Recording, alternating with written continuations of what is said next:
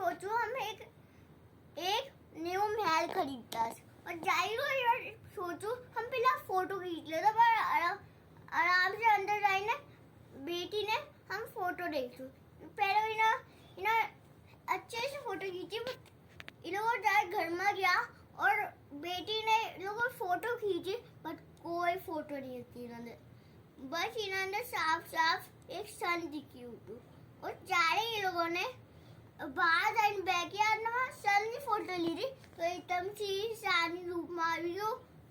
और जाएगो ने फिर सी ना नेबर ने फोटो ली थी एकदम सी जाए फोटो में आई तो ही एनाबेल जैसी घर दिखने लगी ये लोग बिल्कुल चौंकी गया हम ना कवर में छुपी गया और जाए लोग आवाज आयो एनाबेल है वहाँ घर में आई गई तो ये लोग बिल्कुल निकल ही नहीं आते और जाए लोगों ने खबर पड़ू एनाबेल इन बच्चे अच्छे तो ये लोग बाहर आવીને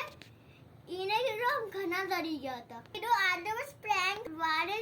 जा रहे ये लोगों ने पीछे આ સ્ટોરી કેની હતી मैंने पीछे पूरू तो भूला देता